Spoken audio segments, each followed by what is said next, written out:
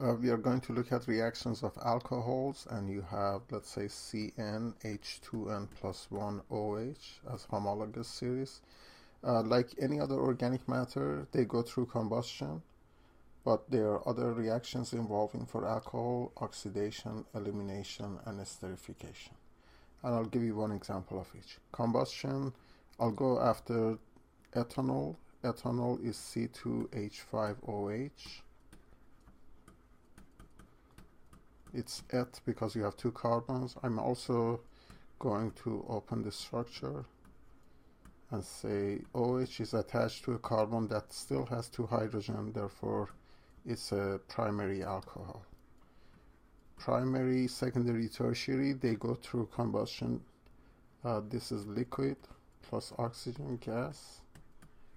If it's a complete combustion, you produce CO2 gas and H2O in form of liquid. I don't know why I put a 2. Let me erase this. And then we balance it together. H2O. Liquid. I have 2 carbons, so I produce 2 CO2s. I have 6 hydrogens, so I produce 3 H2O.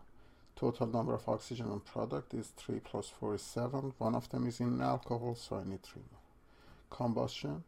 Don't forget it's exothermic. All combustion reactions are exothermic.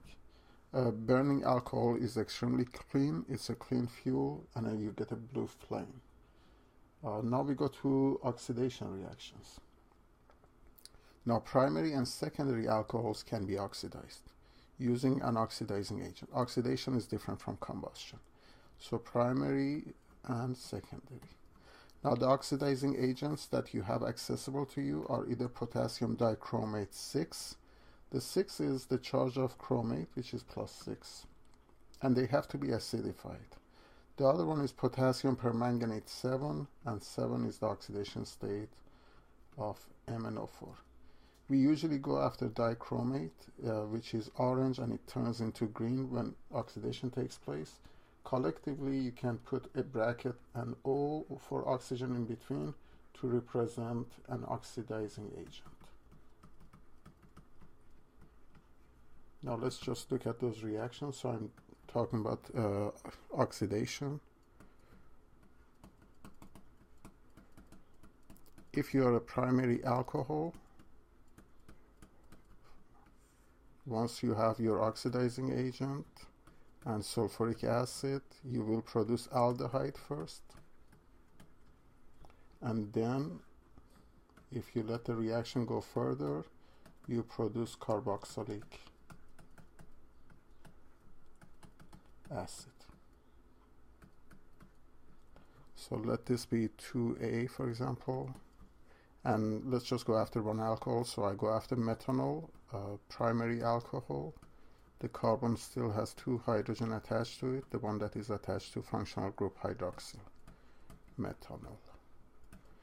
Now this time I put my dichromate, and I'm going to put an orange color to say the color is orange, and it will turn into green. I will produce my aldehyde of methanol, which is methanal. C double bond O, H, H. You also lose 1 molecule of water. Methanal has no hydrogen bonding, lower boiling point, which becomes important. If you let this to go further, you still have your dichromate as oxidizing agent. It will give you the carboxylic acid of the methanol, which is methanoic acid. HC double bond O, OH. Methanoic acid. Now don't forget they all lose 1 molecule of H2O. This one also lost 1 molecule of H2O. So primary alcohol first gives you an aldehyde and then carboxylic acid. If you want a methanol, to isolate this, it has a lower boiling point than methanol and methanoic acid. You need simple distillation. Distill it off. If you want methanoic acid, you have to do a reflux distillation.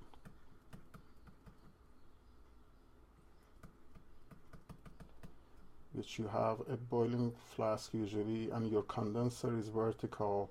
Cold water goes in, cold water comes out, and this reaction is taking place. It goes up here, then it condenses back, up, back, until the reaction is complete. Now let's go after secondary alcohols. If you have a secondary alcohol and you have your oxidant dichromate, it only gives you one product and slows down. It's ketone. So you produce ketone by oxidation of secondary alcohol. So let me give you a secondary alcohol. I give you CH3, CHOH, CH3. The carbon that hydroxyl is attached still has one hydrogen, so definitely this is secondary. What is the name? The longest change is propane, so it's prop-2-ol. Now let's put our dichromate, which is orange in color. It will turn green. Let's just produce our ketone.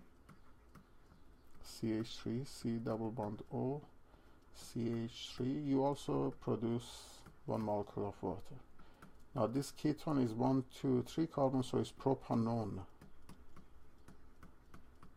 You also know it commercially as acetone.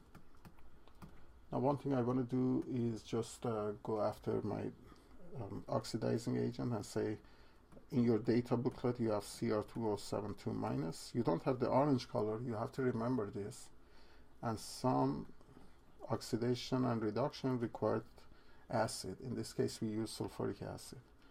So chromium in this case goes into a reduction, 6 electron is being gained, and it will give you chromium 3+, which is green. So it's crucial that you remember the color is changing. Sorry, 3+. And it's green. You also produce water, 7H2O. So remember the orange to green as the color change. Okay, I'm ready to talk about, and I'm only going to give you one example of elimination. Elimination from its wording means you eliminate a small molecule. So if I give you ethanol, and if you put it in a flask with a catalyst such as phosphoric acid or sulfuric acid, so I put H+, and if you have heat, 140 degrees Celsius or just simply heat, you are going to eliminate this OH and this H, and we don't get into mechanism in form of H2O, and your other product is an alkene of ethanol, which is ethene. So this is elimination. From its name we eliminated small molecule. Now, opposite to elimination is known as condensation reaction. And for alcohol, the condensation takes place is between alcohol and carboxylic acid.